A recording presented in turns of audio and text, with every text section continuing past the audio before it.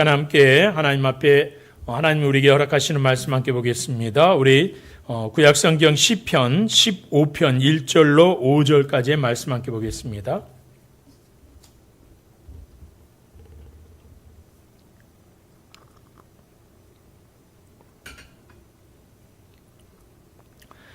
구약성경 제가 가지고 있는 성경은 811쪽입니다. 페이지 811쪽 시편 15편 1절로 마지막 5절까지의 말씀. 다 펼치셨으면 함께 이 시간 합독하는 시간 같습니다. 우리 1절부터 다 같이 읽겠습니다. 시작. 여호와여 주의 장막에 머무를 자 누구오며 주의 성산에 사는 자 누구오니까.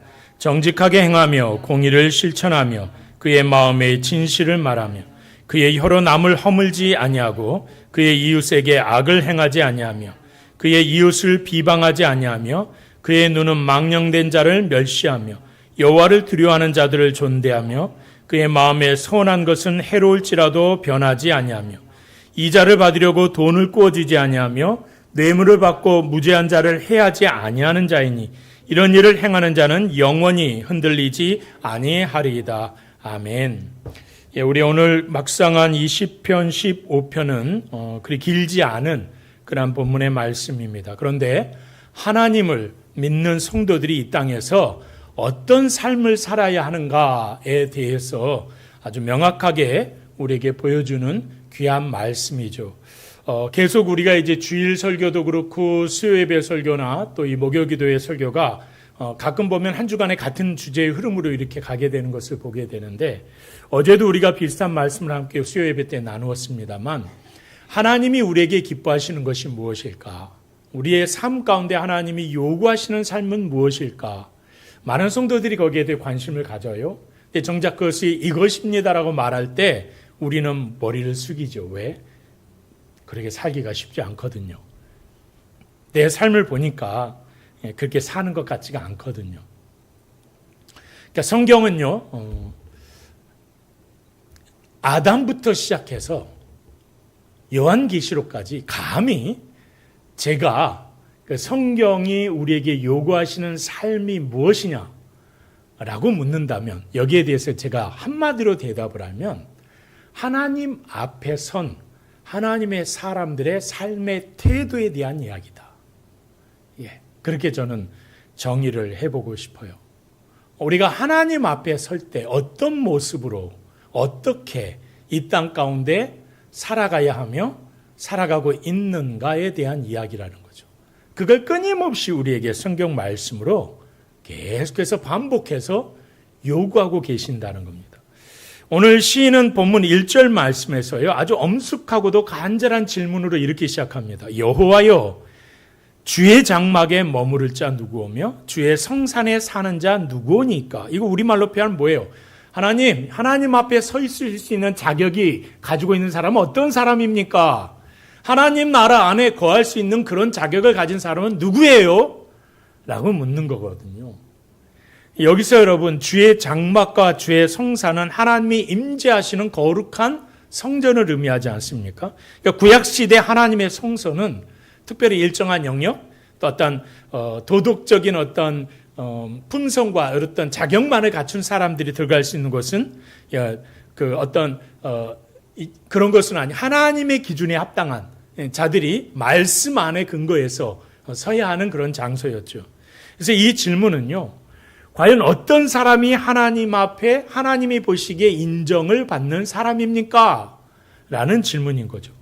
그 사람이 주님과 날마다 깊은 교제를 나누고 그 안에서 영원한 평강을 누릴 수 있는 자인가 하는 것에 대한 본질적인 질문을 지금 이 본문을 통해서 우리에게 또 하나님께 하고 있고, 이 질문이 우리에게 또 동시에 우리 스스로에게도 우리의 질문이기도 합니다.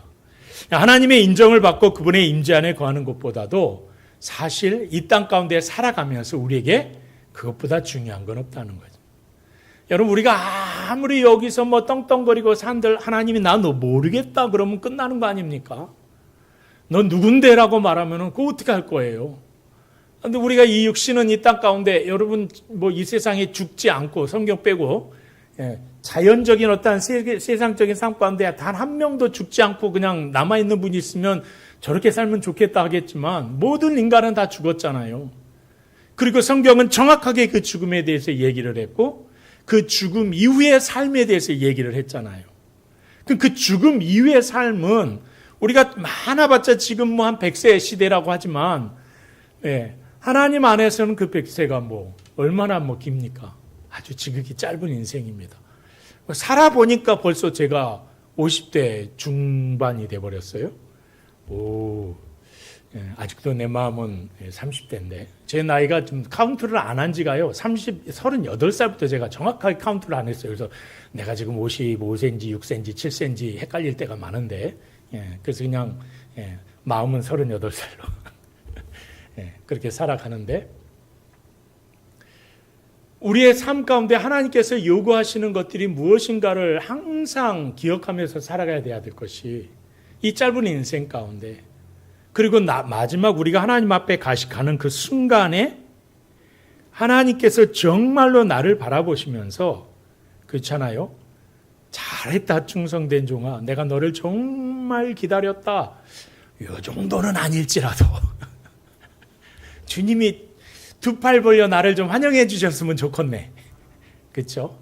그런 마음이라도 있지 않겠어요? 근데 그건 기본이에요 사실은. 왜 당신의 피값으로 구원해 주신 내가 지금 주님 앞에 갔는데 이 두 팔 벌려 환영 안 해 주시겠어요? 이것도 사실은 어떻게 보면 이제 공로주의가 조금 내 안에 있긴 한데 그럼에도 불구하고 최소한 누구신데요? 이거는 아니잖아요.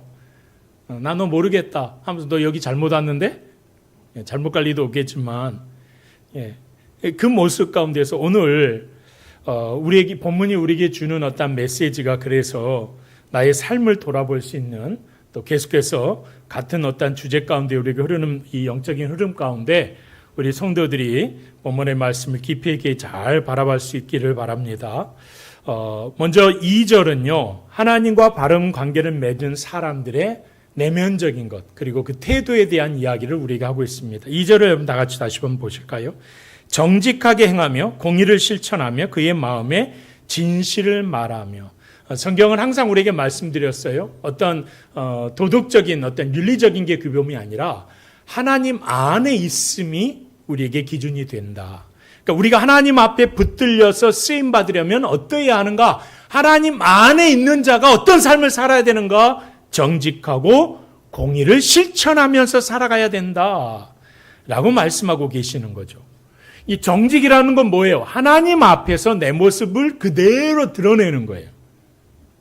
그러니까 죄인이면 죄인된 모습으로 하나님 앞에 무릎 꿇고 나가야 되는 거예요. 부족하면 부족한 모습 그대로 하나님 앞에 가서 주님 내 모습 이대로 주님 앞에 나왔습니다. 그렇게 하나님께 고백하는 거죠. 여러분 죄인이면서도 마치 의인인 척하는 것, 없으면서 있는 척하는 것, 믿지 않으면서 믿음이 좋은 척하는 것들 이게 눈가림 아닙니까? 위장된 거죠. 이건 하나님 안에 있는 게 아니지 않습니까? 하나님이 가장 싫어하는 것 중에 하나 아니에요? 여러분 창세기 6장 9절에 노아는 의인이요라고 말해요. 이 사람이 여러분 아담의 죄악 가운데서 그의 흐름 가운데 이 원죄를 가지고 있지 않다는 얘기가 아니에요. 노아도 죄인이에요. 근데 그는 하나님이 보시기에 하나님 안에서 하나님을 절대적으로 믿으며 순종하며 살아가는 삶으로 보니까 그가 정직한 삶을 살고 있더라. 자신의 죄인인 걸 하나님 앞에 고백하고 자신이 부족한 걸 고백하는 자예요. 그런 최소한 하나님이 명령하시면 주여 제가 따르겠습니다. 실천하는 사람이에요. 세상의 눈이 무서워서 세상이 나를 바라보는 시각 때문에 그 일을 주저하거나 염려하거나 회피하지 않아요. 말씀하시면 순종하는 모습이 우리 주님께서 보시기에 하나님께서 보시기에 그는 의인이다. 완전한 자다라는 평가를 받게 되는 거죠. 여러분 창세기 17장에 보면 우리가 아는 이제 아브라함의 이야기가 나옵니다. 99세 된 아브라함을 불러서 하나님이 그를 믿음의 조상의 약속을 말씀하실 때 하나님이 그에게 뭐라고 말씀하시냐면 1절 말씀에 보면 나는 전능한 하나님이라 너는 내 앞에서 행하여 완전하라 이렇게 말씀했어요. 그러니까 너는 좀 의롭게 살아라. 도덕적으로 살아라. 양심적으로 살아라. 물론 그렇게 사는 것도 굉장히 중요해요. 의미 있는 인생이거든요. 근데 뭐라고 말씀하셨어요? 내 앞에서. 하나님 앞에서 온전한, 완전한 삶을 살라고 말씀하고 계시는 거죠. 여기 완전하라 하시는 말씀이고 정직하라, 진실하라라는 말씀이에요. 여러분 본문이 하반절엔 또 뭐라고 그랬어요? 2절 하반절에 공의를 실천해야 된다. 성경이 말하는, 제가 반복했죠. 하나님께서 그 백성들에게 요구하시는 건 딱 두 가지예요. 공의와 정의. 주님이 기뻐하시는 삶의 모습이에요. 성경이 말씀하는 공의는 뭐냐면요. 우리의 기준이나 세상의 법이 아니에요, 여러분. 그걸 착각하면 안 돼요. 하나님이 말씀하시는 공의는 뭐냐면 하나님이 하신 말씀에 대해 순종하는가 안 하는가가 공의예요. 그걸 실천하는 것이 정직한 삶이고 진실된 삶이라고 성경이 말씀하고 있습니다. 예수님께서 마태복음 6장 33절에 이런 말씀을 하세요. 우리에게 이 땅의 성공보다도 먼저 뭐를 구하라? 먼저 그의 나라와 그의 의를 구하라. 그리하면 너희가 구하지 않은 이 모든 것까지도 너희에게 다 줄 것이다. 라고 말씀합니다. 하나님이 우리의 삶 가운데 요구하시는 삶의 모습은 하나님의 나라와 그의 의가 이 땅에 실현되어지길 위해서 기도하는 거예요. 그래서 여러분 우리가 하나님 앞에 주기도문도 그렇잖아요. 하늘에 계신 우리 아버지 이름이 거룩히 여김을 받으시오며 하나님의 나라가 이 땅에 임하여 주시기를 소망합니다. 그 모습 가운데서 우리가 하나님 앞에 구하는 것처럼 우리의 삶 가운데도 우리가 어떤 삶을 구한다는 말은 내가 그런 삶을 살아가겠다는 결단의 고백이거든요. 여러분 말로는 하나님 이렇게 해주세요 해놓고는 팔짱 치고 되나 안 되나 한번 보자. 이 구경꾼으로 살아가는 거는 우리에게 요구되어지는 삶이 아니잖아요. 구하면 어떻게 합니까? 그리고 찾아야죠. 찾는 다음에 어떻게 해야 돼요? 두드려야 돼요. 하나님 앞에 우리가 구했으면 여러분 이제 이것이 어떻게 실현되어지는가, 하나님이 어떻게 행하셨는가를 열심히 찾아보시고요. 아직 문이 안 열렸어? 그러면 열리게끔 내가 한번 시도해 봐야죠. 그때 역사하시는 하나님의 능력을 우리가 보게 된다는 거죠. 그걸 우리가 잊어버리면 안 돼요. 먼저 우리가 무엇을 소망해야 하는가, 무엇을 기대해야 하는가? 여러분 하나님 앞에서 사람을 속일 수 있어요. 장꾀나 꾀부림으로 여러 가지 술수를 통해서. 하나님 앞에는 안 통한다는 거 우리 너무나 잘 알고 있지 않습니까? 여러분 목마른 사슴이 물을 찾듯이 간절하게 하나님의 말씀대로 살아가기를 노력하고 실천하기를 노력하고 순종하며 따라가기를 노력하는, 그래서 그 삶 가운데 어떻게 볼 때는 야 이거 이해 안 되는데? 나한테 아무런 유익도 안 되고 이해도 나한테 전혀 도움될 만한 게 없어. 그래도 하나님이 내게 이 삶을 요구하셨다면 가야지요. 그게 순종이라고 했으니까. 그래 우리가 살펴봐야 한다는 거예요. 간절히 찾아야 한다는 거예요. 사슴이 여러 물을 찾아 갈망하며 찾는다는 게 뭡니까? 생존의 문제 아닙니까? 생존의 문제 여러분 대충 먹고 그냥 물 없으면 죽지 뭐 이게 생존의 문제에 대한 갈급함이에요? 눈을 부라리면서 어떻게든 살아남기 위해서 찾아 헤매는 거죠. 그러니까 우리의 삶에서 하나님의 뜻을 내 삶에서 실현시키기 위해선 그만큼 우리 몸부림쳐야 돼요. 어제도 말씀드렸잖아요. 몸부림치고 부딪히고 그것을 이루기 위해서 노력해야 하는 삶이 우리의 삶 가운데 있어야 한다는 거죠. 그러니까 여러분 우리는 내 모습 그대로 하나님 앞에 솔직히 나아가면서 바르게 살기 위해서 하나님 앞에서 의로운 삶을, 하나님이 기뻐하시는 삶을 살기 위해서 어떻게 해요? 몸부림치면서 정말 투쟁하면서 그렇게 하나님 앞에 살기를 노력할 때 하나님이 우리를 온전히 붙들어 주실 줄로 믿습니다. 자, 본문 안에서 여러분 하나님 앞에서 정직한 사람은 이제 자연스럽게 이웃과의 관계 안에서도 그 증거가 드러난다고 말씀하세요. 오늘 마음의 진실은 언어의 신실함으로 증명되는데요. 본문 3절을 한번 보실까요? 3절은 뭐라고 말하냐면요. 주님의 장막에 거할 자는 그의 혀로 남을 허물하지 않는다. 그의 이웃에게 뭐한다? 악을 행하지 않는다. 동시에 그의 이웃을 비방하지 않는다.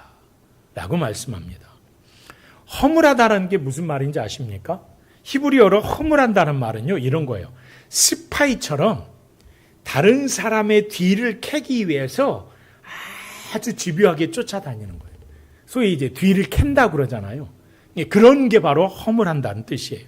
다른 사람의 약점을 정탐하듯이 찾아내서 어떻게 약점을 왜 찾아냅니까? 비방하기 위해서. 그가 있는 위치에서 깎아내리기 위해서. 그 사람을 몰락시키기 위해서. 그런 사람은 어디에 설 수 없다? 하나님의 산에 설 수 없다 라고 말씀하시는. 야고보서 3장 8절은요. 칼은 몸을 상하게 하지만 잘못된 여는 영혼을 죽인다고 했어요. 이 모든 게 어떻게 해요? 세상적인 기준과 진리로 봐도 이렇게 하면 안 되는데 독이 하나님 앞에서 하나님의 나라에 들어갈 자가 이런 삶을 살면 안 된다는 거예요. 여러분, 내가 아무리 교회에서 열심히 봉사하고 믿음이 좋다는 평가를 받고 나 스스로가도 생각해도 내가 참 믿음이 좋은 사람 같아. 그래, 내 말과 행동이 내 옆에 있는 누군가에게 상처를 주고 그의 고통 가운데 내몰리게 한다면 그 삶이, 그 봉사와 그 섬김이 무슨 유익이 있겠냐는 거예요.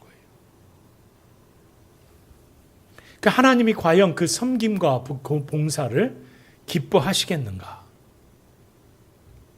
그러니까 여러분, 본문 3절에서는 더욱더 한 걸음 더 들어가면요. 남을 허물하지 않고 악을 행하지 않고 비방하지 않는 것은 모두 이웃과의 관계된 거 아닙니까? 그렇죠? 나에게 있어서 요구되어지는 삶이 아니에요. 잘 보세요. 허물하는 거 상대방 뒤를 캔다고 그랬잖아요. 악을 행하지 않는 거 상대방에게 좋지 못한 영향력을 끼치는 거예요. 비방하지 않는 것 마찬가지입니다.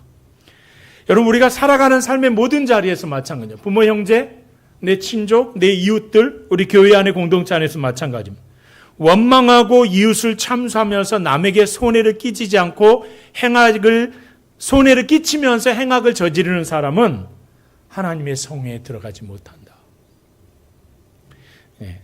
나는 지혜롭게 하는 것 같아도 누군가를 나로 인하여 억울하게 만든다면, 괴롭게 했다면 하나님이 그를 사용하지 않으신다라고 말씀하고 있는 거죠. 그러니까 반면 하나님에게 쓰임받고 하나님께 인정받는 삶은 어떤 삶일까요? 이웃에게 기쁨을 주는 삶이겠죠. 선한 영향력을 끼치는 삶 아니겠어요? 행복을 주는 삶이겠죠. 예, 그대는 행복을 주는 사람. 옛날에 그런 노래 있던 것 같아요. 가요인지 찬양가인지 내가 헷갈려갖고 잘 모르겠는데, 예, 뭐 이런 멜로디에서 행복을 주는 가요 같다. 그렇죠? 예, 행복을 주는 사람. 여러분, 우리가 이웃에게 우리가 나와 함께 살아가는 내 가장 친한 내 파트너, 내 짝꿍, 그리고 우리의 가족들, 우리의 형제와 자매들. 제가 오늘 그 시편 말씀 묵상하면서 개인적으로 이렇게 묵상하면서 20편인가요? 25편인가 20편인가 좀 헷갈리는데 순간적으로 그 말씀 이제 저희 가족 카톡방에다가 묵상한 거를 제가 짤막하게 올리거든요. 아빠는 오늘 이 말씀의 은혜, 좀 말씀이 마음에 와닿는다. 거기다 뭐라고 썼냐면 그 말씀 보면서 엄마 아빠도 그렇고 승우와 선우의 삶에도 너희들이 각자가 가족을 이뤘을 때 모든 삶이 기쁘고 즐겁고 행복했으면 좋겠다. 예, 그게 아버지의 마음 아니에요? 너희들이 서로 자기 주장하면서 매일 싸우고 매일 부딪히고 그래야 크는 거야. 이렇게 말할 부모는 없잖아요. 아버지는 뭐예요? 어렵고 힘들지만 힘을 합치고 주님 안에서 서로에게 서로의 도움이 되면서 행복했으면 좋겠다. 즐겁게 살았으면 좋겠다. 매일 기뻐하며 살아갔으면 좋겠다. 이게 아버지의 마음이라면, 어머니의 마음이라면 우리 아버지는 우리에게 어떤 삶을 기대하실까? 여러분, 저와 여러분이 행복하기를 원하시는 거예요. 즐겁게 살아가기를 원하시는 거죠. 그러니까 여러분, 내가 즐겁고 내가 행복하면 어떻게 바뀐다고요? 하나님은 이것을 우리 안에 머물게 하시지 않는 분이라는 거예요. 우리가 속한 공동체 안에서도 이 행복과 기쁨과 즐거움이 선한 영역으로 흘러가게 만드신다는 거예요. 그게 하나님의 백성들의 삶의 지극히 자연스러운 모습이 된다고 말씀하시는 거죠. 여러분의 삶이 그렇게 되었으면 좋겠습니다. 4절 말씀 보십시오. 4절 말씀처럼요, 성도는 세상의 기준으로 사람을 결코 평가하지 않는 자라고 말씀합니다. 여러분, 우리는 세상에서 잘 나간다고 해도 하나님을 무시하는 망령된 자를 단호하게 분별해야 될 줄로 믿습니다. 여러분, 동시에요, 비록 세상에서는 약할지라도 여호와를 두려워하고 신실하게 믿는 자들을 진심으로 존경하고 대접하면서 서로가 함께 손을 맞잡고 하나님 기뻐하시는 삶의 모습 가운데 살아나가야 될 줄로 믿습니다. 그것이 하나님이 우리의 삶 가운데, 우리의 생활 가운데 원하시고 바라시는 삶의 진실된 모습이라는 거예요. 그래서 여러분, 하나님이 기뻐하시는 삶의 자리는 무엇일까? 하나님이 내게 요구하시는 삶이 무엇일까? 하나님 안에서 여호와를 두려워하는 자들을 존대하고 그의 마음에 소원하는 것은 해로울지라도 변하지 아니한다 라고 말했습니다. 유익이 안 되고 기쁨이 안 되고 내게 도움이 안 돼요. 그러나 하나님이 원하시는 삶이라면 같이 감당하는 거예요. 같이 함께 감당해 나가는 거예요. 서로 박수 쳐주는 거예요. 같이 감당해 줄 수 있어야 하는 거예요. 그게 공동체의 본질적인 모습이라는 거예요. 교회를 이 땅에 왜 세우셨습니까? 예, 말씀 주시고 너희 각자가 알아서 믿어라 그러면 교회는 필요 없죠. 하나님은 두세 사람이 모인 것에 내가 너희와 함께 할 것이라고 말씀하셨어요. 그렇죠. 철이 철을 날카롭게 한 것처럼 두 사람 만나면 세겹주는 더 강하게 될 것이라고 말씀하셨어요. 왜 그래요? 하나님이 공동체로 세우심을 받았거든요. 하나님의 존재가 공동체예요. 존재하심이 그렇다면 우리의 모습 가운데도 하나님이 그걸 요구하고 계시고 그 모습 안에서 뭘 하라고? 선한 영향력을 끼치는 거예요. 서로에게. 어떻게 제가 좀 여러분에게 영향력을 끼치는 사람입니까? 아니면은 별로 관심이 없는 사람? 여러분은 저에게 영향력을 끼치는 분이에요? 아니면 전혀 관심이 없는 분이에요? 여러분 주변을 돌아보세요. 저분이 전양반이라고 그러니까 네, 죄송한데 저분이 전양반이에요? 아니면 내게 선한 영향을 끼치는 참 좋은 분이에요? 우리가 여러분 생각해야 돼요. 근데 여러분 받는 것도 받는 거지만 내가 어떤 영향력을 끼치는가에 대해서도 우리 관심 가져야 되거든요. 그래서 우리가 스스로를 조심해야 된다는 거예요. 말과 행실을. 여러분 4절 후반부와요. 5절 내절 한번 보십시오. 마지막으로 본문은요. 우리가 가장 넘어지기 쉬운 약속과 또 재물의 어떤 영역을 다루고 있습니다. 여러분 4절 후반부와 5절 전반부는 이렇게 돼 있죠. 그의 마음에 소원한 것은 해로울지라도 변하지 않고 이자를 받으려고 돈을 꿔지지 아니하며 뇌물을 받고 무죄한 자를 해하지 아니하는 자이니라 라고 말씀합니다. 하나님의 백성들은 신실한 약속의 사람이 되어야 한다라고 말씀하는, 하나님 앞에 약속했거나 이웃과 약속한 것은 나중에 아까 말했죠. 손해가 될지라도 어떻게 해라? 끝까지 책임을 져야 한다라고 말씀하세요. 상황이 불리해졌다고 쉽게 말을 바꾸는 자가 아니에요. 하나님이 기뻐하시는 성도의 모습이 결코 아니라고 말씀하는 거예요. 하나님의 사람은 물질에 있어서도 깨끗해야 된다라고 말씀하시는 거죠. 여러분 성경시대에요. 가난한 이웃에게 돈을 빌려주면서 이 큰 금리, 높은 이자를 취하는 거 있었을까요? 없었을까요? 있었죠. 만연했어요. 얼마나 많았냐면 여러분 잠언을 보니까 솔로몬이 기록한 그 내용 가운데 너는 가난한 사람들에게 고리대금을 파지 말고 이자를 묻히지 마. 이게 계속 반복되잖아요. 성행했어요. 비일비재했어요. 여러분 이게. 그래서 여러분 하시는 말씀이에요. 내가 너희의 그 모습 가운데 나는 결코 기뻐하지 않는다 하는 거죠. 우리를 불쌍히 여겨주시는 하나님, 우리에게 요구하시는 삶의 모습이 그들을 불쌍히 여길 수 있는 마음을 가지라는 거예요. 이웃의 어려움을 이용해서 부당한 이익을 취하지 않고 눈앞의 이익을 위해서 뇌물을 받거나 불의와 타협해서는 안 된다는 거죠. 내게 주신 물질을 나 자신은 물론이고 나와 함께하는 지체들 그리고 어렵고 힘들게 살아가는 이웃들을 살리고 돕는 일에 하나님께서 내게 이 영역을 주셨구나 하는 청지기의 삶을 사는 자가 여호와의 성산에 거할 자다. 오늘 본문은 그렇게 말씀합니다. 여러분 말씀을 맺겠습니다. 오늘 시인은 이 모든 영적 자격을 선포한 다음에 마지막 5절 하반부에서 이렇게 위대한 축복의 선언을 합니다. 이런 일을 행하는 자는, 한번 읽어봅시다. 시작. 이런 일을 행하는 자는 영원히 흔들리지 아니하리이다. 아멘. 세상은요 끊임없이 흔들립니다. 영원하지 않아요. 혼란스러워요. 수많은 사람들의 시대와 역사가 흐르면서 기준이 다 바뀌어요. 계속 흔들려 왔습니다. 하나님 앞에 정직하고 이웃을 사랑하고 하나님을 사랑하고 물질 앞에 깨끗한 사람, 하나님의 진리의 말씀은 영원히 변하지 않죠. 하나님의 기대하시는 삶은 하나님께서 그런 삶을 살아가는 자에게 영원히 당신이 삶의 울타리가 되어주신다고 약속하지 않았습니까? 하나님의 장막에 거하는 자는 그러므로 세상이 감당할 수 없는 영원한 견고함을 우리 아버지로부터 얻게 될 줄로 믿습니다. 여러분, 우리가 그런 믿음 가운데 나가게 될 때 하나님께서 약속하신 영원히 흔들리지 않는 그 은혜와 복을 저와 여러분에게 반드시 부어주실 줄로 믿습니다. 이 놀라운 축복이 사랑 우리 세안가족들의 삶과 가정 위에, 여러분 속한 모든 공동체 위에, 우리 교회 위에 영원히 함께 하시기를 주의 이름으로 간절히 축원합니다.